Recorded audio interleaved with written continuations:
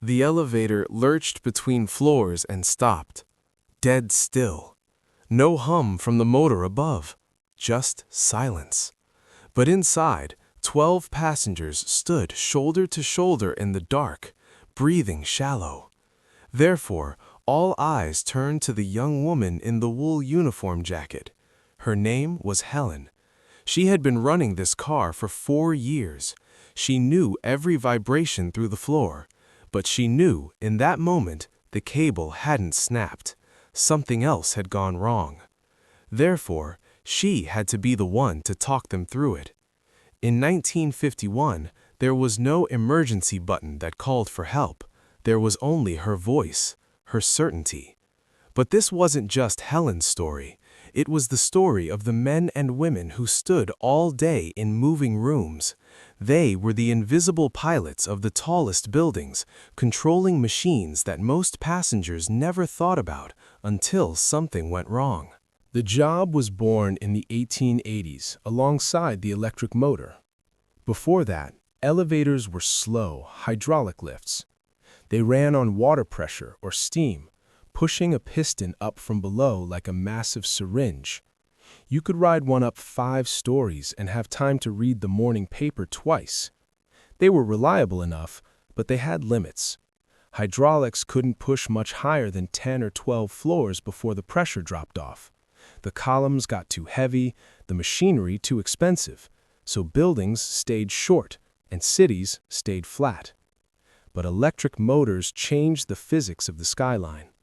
The motor sat in a room at the top of the shaft, usually tucked behind the roof access. It was about the size of a steamer trunk, humming with current, wrapped in copper windings that got warm to the touch during heavy use. Steel cables ran from the motor drum down through the shaft, looped under the car, then back up to a counterweight that rode on the opposite side. When the motor turned, the whole system moved. Car goes up, counterweight goes down. Elegant, simple, and fast. They were faster, more responsive. An electric elevator could hit speeds of 400 feet per minute by the early 1900s. Some express models pushed 600. That's nearly 7 miles an hour straight up. Passengers stepping into these cars for the first time would grip the handrail and brace themselves. Their stomachs dropped on the way up, lifted on the way down. Some people got nauseous, others loved it. It was like riding a thrill at Coney Island, except you were doing it in a business suit on your way to work. Therefore, the cars could accelerate to speeds that made passengers dizzy. But with that speed came danger. A car could overshoot a floor by 10 feet if you didn't know how to feather the controls. The hand lever wasn't like a light switch. It wasn't on or off. It was a dial. You had to learn the touch. Push it too hard coming into a stop, and the car would slam to a halt, throwing passengers forward. Ease off too early, and the car would drift past the landing, leaving a gap between the floor and the threshold that someone could trip over, or worse, step into. In 1902, a car in a Pittsburgh office building overshot the 23rd floor and crashed into the overhead bumper. The impact broke the operator's wrist and sent 3 passengers to the hospital with concussions. In 1911, a department store elevator in Philadelphia dropped 2 floors when the operator released the brake too quickly. One woman fractured her ankle. The operator was fired the same day. The incidents piled up. Insurance companies started paying attention. Buildings started installing governors, automatic brakes, buffers at the bottom of shafts. But the weak point was still the human hand on the lever. Therefore, the industry needed a new kind of worker. The first operators were men from the streetcars and factories. They came from jobs where you worked with machinery, men who understood torque and friction, who could feel when a motor was straining or when a brake was slipping. They were hired for their mechanical instincts, not their manners. In the early days, riding an elevator felt more like boarding a freight train. The operator might grunt at you, might not look up when you said, "Which floor?" It didn't matter. You were cargo. He was the engineer. But as elevators entered department stores, the job changed into a performance. The big retailers figured it out first. Marshall Field's in Chicago, Wanamaker's in Philadelphia, Macy's in New York. These weren't just buildings, they were palaces of consumption, designed to make shopping feel like an event. Crystal chandeliers, marble floors, perfume in the air, and the elevator ride was part of that experience. You couldn't have some gruff former factory hand barking "what floor" at a woman in her Sunday hat. It broke the illusion. Women were hired. Young women with clean appearances and pleasant voices. They had to be between 18 and 30, no taller than 5'6", so they didn't crowd the car. Weight limits too, though those were never written down. You had to have a high school diploma in some stores. Good posture, clear skin, no heavy makeup, hair pinned back neat, and your voice had to carry, not shrill, not too soft, confident but not bossy, warm but not flirtatious. It was a performance every bit as rehearsed as anything on a stage. Training lasted a week, sometimes two. You learned how to announce floors with a rhythm that didn't feel rushed. Third floor, housewares, linens, and children's toys. You learned to smile even when your feet ached. You learned to handle a drunk customer, a rude customer, a handsy customer, all without making a scene. And you learned the lever. Hours of practice runs, empty car, up and down, until you could stop within an inch of the landing every single time. Therefore, by the 1920s, a divide was clear. Men ran the freight lifts where speed mattered. Women ran the passenger cars in hotels and stores where every ride was a show. The freight operators worked in the back of the building, in shafts with exposed brick and dim lighting. They moved furniture, deliveries, laundry, garbage. The cars were bigger, slower, built for load capacity, not comfort. No mirrors, no carpet, just steel plate and a chain-link gate. The men who ran them made more money, usually a few dollars more a week because the work was harder, heavier loads, longer hours. And if something broke, you were expected to fix it yourself or at least help the mechanic figure out what went wrong. The women in the passenger cars worked in the front of the building, where sunlight came through the lobby glass and the floors were polished every morning before opening. Their cars had brass fixtures and mahogany paneling, upholstered benches along the back wall for elderly passengers, a small mirror by the control panel so riders could check themselves before stepping out onto the sales floor. It looked easier. It wasn't. It was just a different kind of exhausting. But the standard was the same for everyone, the uniform. Dark wool jackets, brass buttons polished to a mirror shine, white gloves. The jackets were heavy, wool serge, usually navy or black, tailored to fit but not too tight. Double-breasted in some stores, single in others. The brass buttons had to shine. You polished them every night before your shift ended using a rag and a tin of Brasso that left your fingers smelling like metal and chemicals.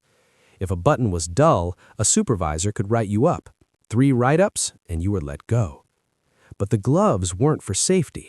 They were for show. They were cotton, sometimes silk in the fancier hotels. Thin enough that you could still feel the lever through them, but just barely. They made it harder to grip. Your hand would sweat inside them by the 3rd or 4th hour. The fabric would bunch up between your fingers. In winter, they didn't keep you warm. In summer, they trapped the heat. And if you tore one, you had to replace it out of your own paycheck. They made it harder to grip the lever, but you wore them anyway. The uniform told the passengers you were in control, even when you weren't. Because half the job was the illusion, the smooth stop, the steady hand, the calm voice announcing floors like nothing could ever go wrong. Even if the motor was sputtering, even if you felt the brake slipping just a little more than it should, even if your feet were screaming and you had 4 more hours on shift, you stood there in your wool jacket and white gloves and you made it look easy. That was the job. That was what they paid you for. Not just moving people up and down, but making them feel safe while you did it. The day began at 6 in the morning. The city was still half asleep, street lights still on, a few milk trucks making deliveries, maybe a janitor sweeping the sidewalk in front of the building. The air was cooler then, before the sun hit the pavement and turned the streets into ovens. You could hear your own footsteps echoing off the storefronts as you walked the last block to work.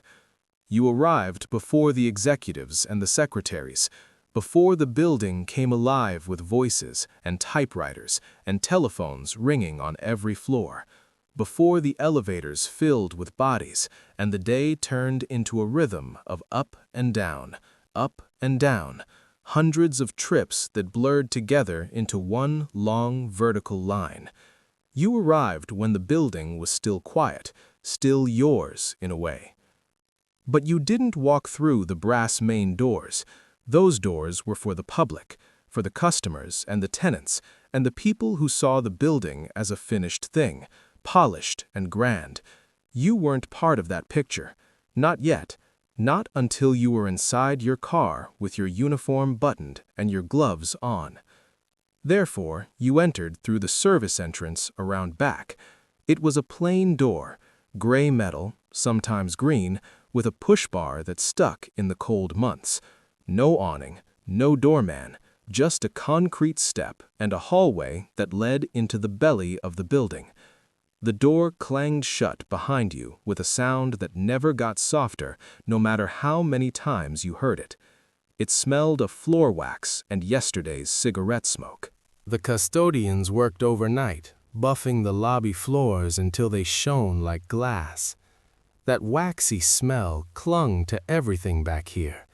Mixed with it was the stale smoke from the maintenance men who took their breaks in the stairwell, leaning against the concrete walls with their thermoses of coffee and their hand-rolled cigarettes. Sometimes you'd pass one of them on your way in. A nod, a grunt, not much more. You walked through the guts of the building, hallways passengers never saw. Narrow corridors with exposed pipes running along the ceiling, bare bulbs in wire cages for light, floors that were scuffed concrete instead of polished marble. These were the veins of the building, the service halls where deliveries came in, where trash went out, where the people who kept the place running moved invisibly behind the scenes. You'd pass the boiler room where Dutch worked, steam hissing from the pressure valves. You'd pass the storage rooms stacked with cleaning supplies and light bulbs and spare parts for things that broke. You'd pass the freight elevator, already running, some guy in coveralls hauling up a load of lumber or file cabinets or whatever the building needed that day. But once you stepped into your car, that machine became yours. Your name wasn't on it. There was no plaque, no sign of ownership, but you'd been running this car long enough that it felt like yours in the way a tool feels like yours after you've used it 1,000 times. The wear patterns matched your hand. The quirks were familiar. You knew this machine better than anyone else in the building, better than the mechanics who serviced it once a month, better than the building manager who rode it twice a week. You knew its quirks, the way it hesitated just a fraction of a second when you started from a dead stop, the slight vibration at the 7th floor, the faint squeak in the cable drum when the car was fully loaded, a sound so quiet most people never noticed it, but you heard it every time. You knew the lever had more play in it than the other cars. You knew the accordion gate stuck if you didn't lift it slightly while pulling it closed. You knew the floor indicator sometimes lagged by half a second, so you had to count floors in your head rather than trust the dial. You knew if it rattled, and it did rattle, a little. There was a loose panel in the ceiling that vibrated when the car passed the 12th floor going up. You'd reported it twice. Maintenance said they'd get to it. They never did. So you learned to live with it. Learned to time your floor announcements so your voice covered the sound. Learned to stand in a spot where you could reach up and press your hand against the panel if a passenger looked up with concern. Therefore, the first thing you did was test it. Before the first passenger of the day stepped through those brass doors in the lobby, you ran the car empty, just you and the machine, up and down the full length of the shaft. It was part safety check, part ritual, a way of saying good morning to the thing that would carry you through the next 8 or 10 hours. Pull the lever. Feel the car rise. The lever was cold in your hand at 6 in the morning, even through the gloves. You pulled it toward you, smooth and steady, and felt the resistance of the spring mechanism push back. The car jolted slightly, then lifted. The counterweight dropped past you on the other side of the shaft, a blur of steel and concrete visible through the gate. The floor numbers ticked by on the indicator. 3, 5, 8, 12. You took it all the way to the top floor, let it settle, then pushed the lever forward and rode it back down. But you weren't just riding. You were listening. Listening for a scrape, a catch, or a hitch in the cable. A scrape meant the guide shoes were rubbing against the rails, probably needed lubrication. A catch meant something in the gate mechanism wasn't aligned right, might jam later under load. A hitch in the cable, that faint sensation of the car stuttering for just a moment, that meant fraying or a problem with the drum, and you'd report that immediately, because cables didn't fix themselves. You listened for the hum of the motor. Was it smooth or labored? You listened for the brakes. Did they engage cleanly, or was there a delay? You listened to the door. Did it close flush, or was there a gap that let in the draft from the shaft? All of this in a 3-minute test run, your senses tuned to the machine like a pilot running through a pre-flight check. Therefore, the operator became the building's first line of defense. Not the mechanics, not the inspectors who came twice a year with their clipboards and their regulations. You. Because you were there every day, 8 hours a day, feeling every vibration, hearing every sound. You caught the problems early, before they became catastrophes, before a cable snapped, before a brake failed, before a passenger got hurt and the building ended up in the newspaper with a headline about negligence. You didn't get credit for it. There was no bonus for catching a frayed cable before it broke, no plaque on the wall for 10,000 safe trips. But you did it anyway, because the alternative was unthinkable. 12 people in a box, suspended by your attention to detail. That weight was yours to carry. The lever was your instrument. It wasn't automatic. There were no buttons to push, no pre-programmed stops. Every movement was manual. Every stop was a negotiation between your hand, the machine, and the laws of physics. Some operators treated it rough, jerking the lever like they were fighting it. Those operators didn't last. The passengers complained. The mechanics hated them because rough handling wore out the equipment faster. Pull it toward you to go up, push it away to go down. Simple in theory. In practice, it required feel. The lever had a neutral position in the center where the brakes were engaged and the car sat still. Pull it toward you and you released the brake, engaged the motor, and started the ascent. The farther you pulled, the faster the car moved, but you didn't yank it all the way back unless you were running express between floors.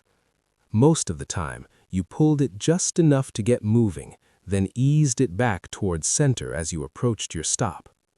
But it had resistance. A spring mechanism inside the control column pushed back against your hand. It was designed that way on purpose, to give you feedback, to make you work for every movement. If the lever moved too easily, you'd overshoot. If it was too stiff, you'd undershoot.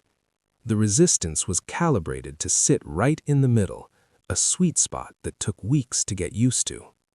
You had to feel the spring tension. Some days the tension felt different. Humidity affected it. Cold weather made it stiffer. A new operator wouldn't notice, but you did. You adjusted without thinking, pulling a little harder when the spring was tight, easing up when it was loose. Your hand learned the language of the lever, developed a muscle memory that didn't require conscious thought. Therefore, a good operator stopped so gently that passengers never felt the transition. That was the mark of skill, the invisible stop. You'd be rising at 200 feet per minute, and then, in the span of 3 or 4 seconds, you'd ease the lever back towards center, apply the brake with just the right pressure, and bring 6,000 pounds of steel and human cargo to rest so smoothly that someone reading a newspaper wouldn't lose their place. The car aligned with the floor, the gate opened, people stepped out. They never thought about it. That was the point. The floor of the car aligned perfectly with the floor of the building. Within half an inch, any more than that, and people noticed. They stumbled stepping out. They looked down at the gap, then looked at you. Some of them said nothing, but you saw it in their face, a flicker of doubt. Is she paying attention? Is this thing safe? But if you overshot by 6 inches, someone would always say something. Little off today, aren't you? It was always said with a smile, like they were being friendly, like they were just making conversation. But you heard the judgment underneath.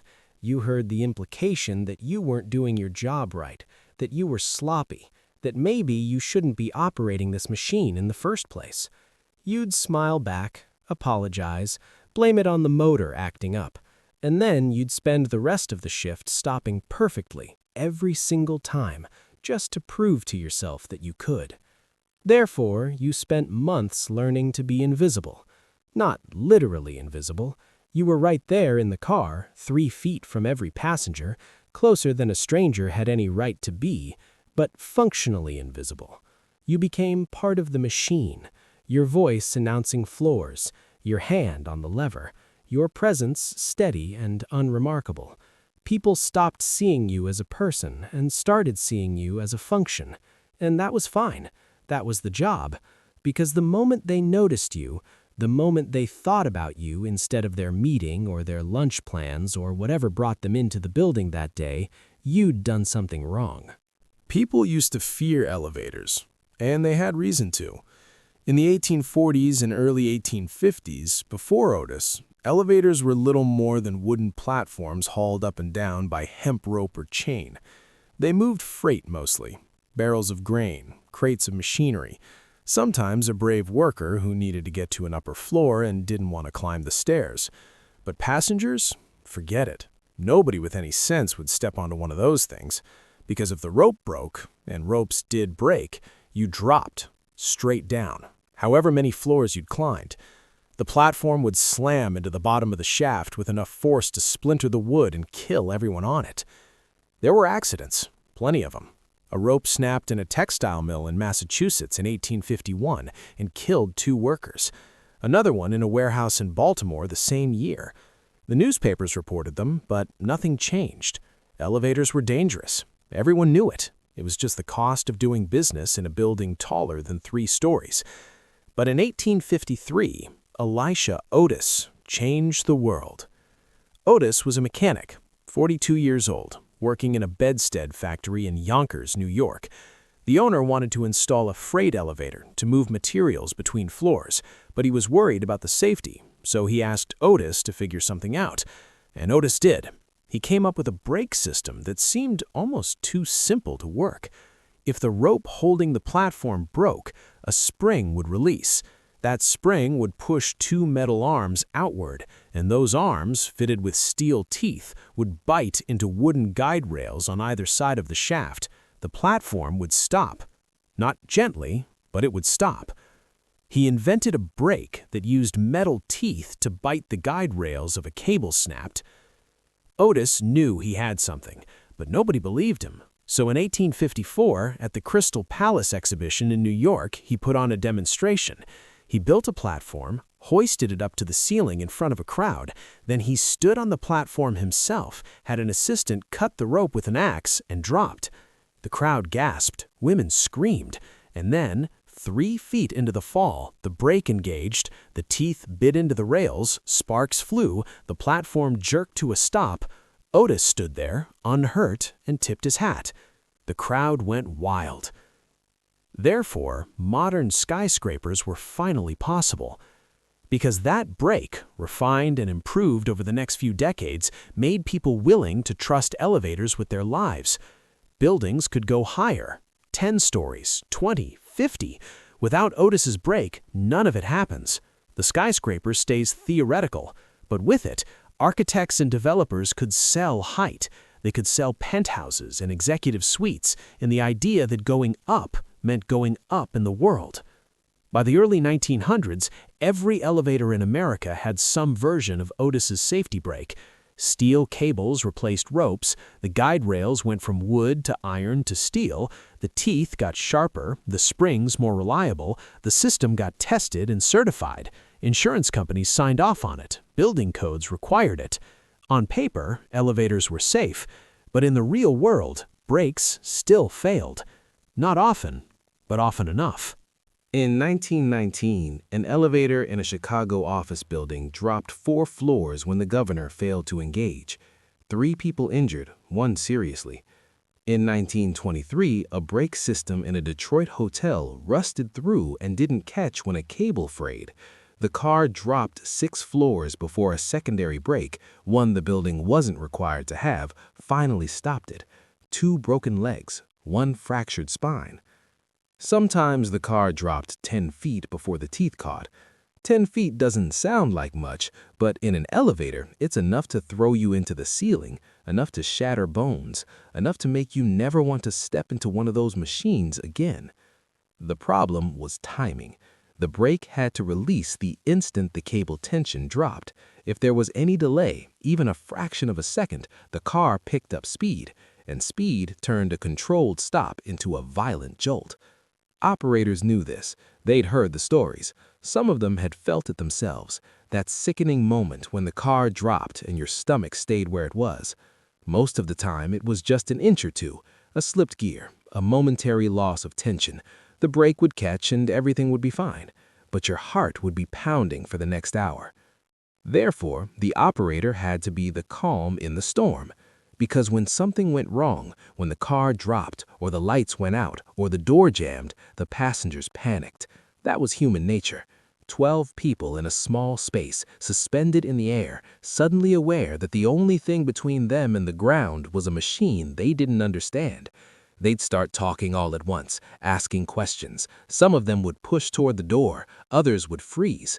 And if you, the operator, showed even a flicker of fear, it would spread through that car like fire. So you didn't. You kept your voice steady. You kept your hands on the controls. You told them what was happening, or at least what you thought was happening, in a tone that said everything was under control. Even if it wasn't. Even if you were just as scared as they were. That was the job. You were the authority figure in that little box. And authority figures don't panic. But the most constant danger wasn't a snap. Cable snaps were rare, shocking when they happened, but rare. The real danger was mundane. It was the everyday carelessness of people who didn't think about where they were or what they were doing. People who treated the elevator like it was a room instead of a machine. People who forgot that the gate wasn't a wall and the threshold wasn't solid ground. It was a passenger leaning on a gate that wasn't a wall. The accordion gates weren't locked. They were just folded metal held in place by a latch that you controlled. If someone leaned on it wrong, put their full weight against it while the car was moving, the gate could buckle. Or the latch could slip, and then there was nothing between them and the shaft. A gap just wide enough to fall through. It didn't happen often, but it happened. A man in Philadelphia in 1927 leaned back against the gate, drunk, laughing at something his friend said. The latch gave. He fell backward into the shaft. The car was between floors. He dropped 20 feet and died on impact. After that, some buildings installed secondary latches. Some operators started barking at passengers who got too close to the gate. "Step away from the door, please." Firm, not polite, because polite got people killed. Or a child running toward a closing door. Kids were the worst. They didn't understand. They saw the elevator as a game. They'd run toward it as the door was closing, trying to slip through at the last second like it was a challenge. And sometimes they'd misjudge. The door would catch their arm or their leg.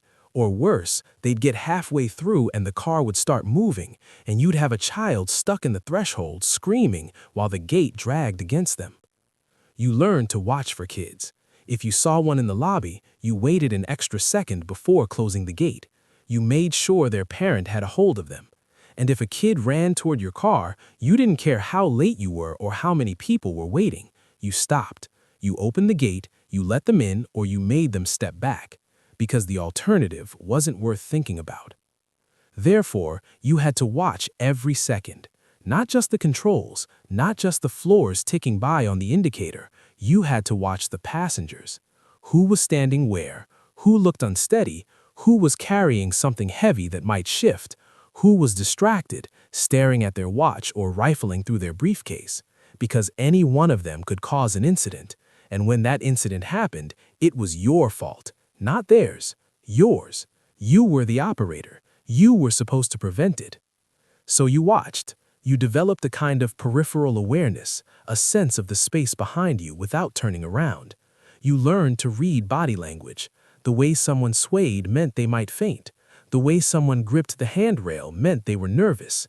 The way someone stood too close to the gate meant you needed to say something. But the work was invisible, because when it was done right, nothing happened. That was the paradox. The better you were at your job, the less anyone noticed. You stopped a child from getting hurt, and the parent didn't even realize there had been danger. You kept a drunk passenger away from the gate, and they thought you were being rude. You ran 1,000 trips without incident, and nobody thanked you, because in their minds, nothing had happened. The elevator worked. They got where they were going. What was there to thank you for? But you knew. Every operator knew. The work wasn't moving people up and down. The work was keeping them safe while you did it, watching for the things they didn't see, catching the mistakes before they became tragedies, standing between passengers and 100 different ways the machine could hurt them, and doing it all so smoothly, so quietly, that they never knew you'd done anything at all. By the 1950s, the math changed. The accountants started doing calculations, pencils scratching across ledgers, adding up the cost of keeping a human being in every elevator car, 8 hours a day, 6 days a week, salary, benefits, sick days, vacation time, training costs for new hires. It added up. In a building with 6 elevator cars, you were paying 6 operators. In a building with 12 cars, 12 operators. The bigger the building, the more elevators, the more the labor costs climbed. An operator cost a salary every year, $35 to $45 a week, sometimes more in union buildings. That was $1,800 to $2,300 a year per operator. Multiply that by the number of cars, then multiply by the years the building would stand. 30 years of wages, hundreds of thousands of dollars. And for what? To pull a lever that a machine could pull just as easily. That's what the accountants said, anyway. But an automatic elevator was a one-time cost. The technology had been around since the 1920s, but it was expensive and unreliable. Early automatic systems broke down constantly. They couldn't handle high traffic. But by the late 1940s, the technology improved. Signal Corps systems from the war made their way into civilian use. The Otis Elevator Company introduced the Autotronic system in 1948, a fully automatic elevator that worked without human input. And most importantly, it worked. Not perfectly, but well enough. The cost to retrofit was steep, $15,000 to $20,000 per car, but you only paid once. No salary after that, no benefits, no sick days, just routine maintenance. The math was simple. The system paid for itself in 10 years, maybe less. After that, pure savings. Therefore, building by building, the job started to disappear. It didn't happen overnight. It happened slowly, quietly, the way jobs always disappear. A building downtown would install automatic elevators, then another. Then a department store would retrofit one floor, test it, and if it worked, do the rest. New construction went automatic by default. The operators saw it coming. They talked about it in the break rooms, during slow afternoon hours when the building emptied out. Some figured they'd be fine. They'd been doing this for 20 years. Management wouldn't just throw them out. Others weren't so sure. They'd seen it in other industries. Streetcar drivers replaced by buses. Switchboard operators replaced by automatic exchanges. Why would elevators be any different? The unions fought back. The Transport Workers Union, the Building Service Employees International Union, operators in New York and Chicago and San Francisco organized. They held meetings, threatened strikes. They argued that automatic elevators were dangerous, that they broke down more often, that passengers preferred a human operator. They pointed to accidents in buildings with new automatic systems. See, machines aren't better. Machines can't replace us. They argued that a machine couldn't replace a human heart. And they were right, in a way. A machine couldn't greet you by name, couldn't remember you always went to the 14th floor at 8:47, couldn't make small talk about the weather, couldn't calm down a claustrophobic passenger or help an elderly woman with her groceries. A machine was just a machine, cold, mechanical, indifferent. But the building owners didn't care. They cared about the bottom line. They cared about efficiency, about reducing labor costs and avoiding union negotiations. And when the unions threatened to strike, the owners just accelerated the transition. Fine, strike. We'll install automatic elevators faster. Some cities tried to regulate it. New York passed a law in 1952 requiring automatic elevators to have an attendant present. But the attendant didn't operate the car.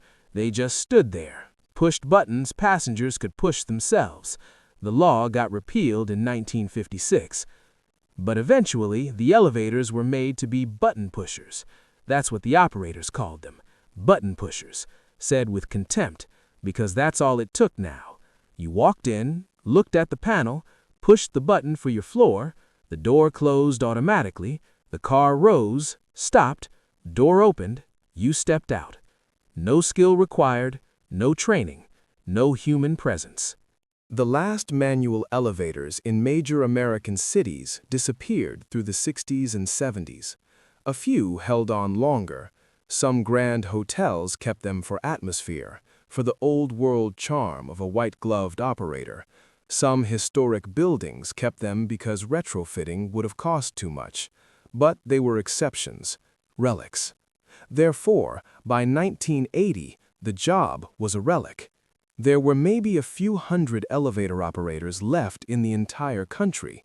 Most of them were older, in their 50s and 60s.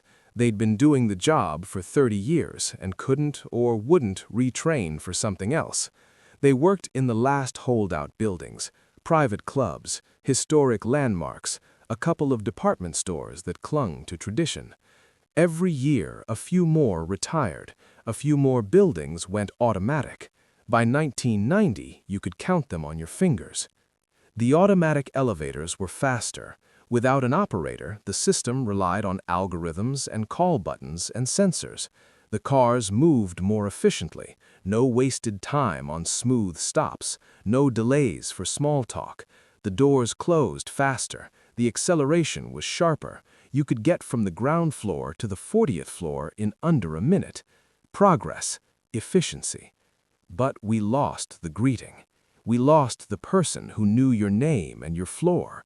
We lost the voice that said good morning and meant it. We lost the presence that made the ride feel human instead of mechanical. We lost the pilot who watched out for you, who caught the door when you were running late, who made sure the drunk guy didn't lean on the gate. Therefore, the elevator became a silent, cold space. You step in, push a button, stand there, maybe look at your phone, maybe stare at the floor numbers, maybe stand next to a stranger and say nothing, because what is there to say? The machine doesn't care. The machine just moves. Up, down, stop, go. Efficient, soulless. But remember Helen. Remember the 12 people in the dark. Helen, standing between floors, 12 passengers breathing shallow, waiting for her to tell them what to do. Helen, who knew every vibration of her car, who wore white gloves that made her hands sweat and stood for 8 hours until her feet screamed, who stopped so smoothly you never felt the transition, who was the first line of defense between passengers and disaster. They didn't trust the machine, they trusted her, because the machine was just steel and cable and electricity, no judgment, no instinct, no care. But Helen did. When the power cut out and the car went still, they didn't look at the control panel, they looked at her. And she looked back, and she told them, in a voice that didn't waver, that they were safe. Therefore, the next time you step into a moving room, look at the space where the lever used to be. It's not there anymore. The control panel is smooth, just buttons, rows of them, maybe a screen showing news or ads, but no lever, no place for a human hand to grip and pull and feel the machine pushing back. And remember the pilots who held the city together. They stood in those cars for decades, thousands of them, men and women whose names nobody remembers, who never got famous, never got rich, who just showed up every morning and did the work, who learned the quirks of their machines, who watched out for passengers, who stopped gently and announced floors clearly and made the invisible choice every single day to care. They built the city as much as the architects and the steel workers, because without them, the buildings were just tall. With them, the buildings were human.